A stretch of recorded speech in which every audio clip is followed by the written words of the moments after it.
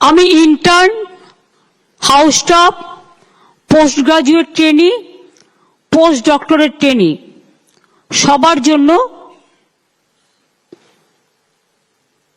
10,000 টাকা করে বাড়িয়ে দেওয়ার ব্যবস্থা করলাম।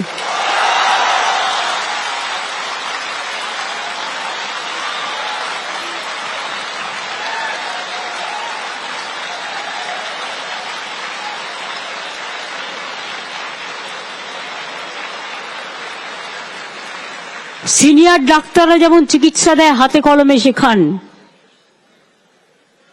তাদের আমি অনুরোধ করব দয়া করে শুধু জুনিয়রদের উপর দায়িত্ব দিয়ে সিজারিয়ান থেকে শুরু করে হার্ট অপারেশন থেকে শুরু করে আপনারা ছেড়ে দেবেন না। আপনারা মিনিমাম 8 ঘন্টা সরকারি পরিষেবা দিন, তারপরে প্রাইভেট প্র্যাকটিস করুন, আমার আপত্তি নেই। আমি 20 কিলোমিটারটা 30 কিলোমিটার করে দিচ্ছি, কারণ কলকাতায় 30 কিলোমিটারের মধ্যে অনেক হসপিটাল আছে। করুন না, কে বারণ করেছে? কিন্তু 8 ঘন্টা সরকারি পরিষেবা দেওয়ার সময় প্লিজ দয়া করে যাবেন না। আপনার যদি কোনো আর্জেন্ট রোগী দেখার কাজ থাকে, তখন যদি কোনো অপারেশন করার থাকে সিরিয়াস, আপনি হসপিটালে ডেকে নিন না, কি অসুবিধা আছে? হসপিটালে তো ইনফ্রাস্ট্রাকচার রেডি আছে। কিন্তু সরকারি পরিষেবাটার সময় প্লিজ দয়া করে আপনাদের কাছে আমরা কৃতজ্ঞ থাকবো যদি এইটুকু সেবা দেন। মানুষ চিরকাল বাঁচে না, মানুষের কৃতিত্ব বাঁচে। মনে রাখবেন, একটা মানুষ একটা ডাক্তারকে বাড়ির লাউটা হলে দিয়ে যায়, বাড়ির কুমড়োটা হলে দিয়ে যায়। কেন দেয় জানেন? তারা আপনাদের ভগবান মনে করেন।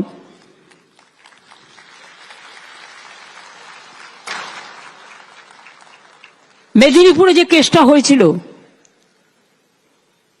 নিশ্চয়ই নেগলিজেন্স ছিল, সেটা তদন্ত হচ্ছে। তদন্তের রিপোর্ট হাতে নেওয়া পর্যন্ত আমি কিছু বলবো না। জুনিয়র ডাক্তারদের কয়েকজনকে সাসপেন্ড করা হয়েছিল এবং তাদেরও পুলিশ রিপোর্ট নিয়েছে। হয়তো তাদের মধ্যে এটা ঠিক, তারা এখনো পাকাপোক্ত হয়নি, তাদের উপর ছেড়ে দিয়ে যাওয়াটাও ঠিক হয়নি। একতরফা ভাবে তারাও সাসপেন্ড হয়েছিলেন। কিন্তু জুনিয়র ডাক্তাররাও একদিন সিনিয়র হবে, তাদের ভবিষ্যতের দিকে তাকিয়ে আমি জুনিয়র ডাক্তারদের সাসপেনশনটা উইথড্র করে নিচ্ছি।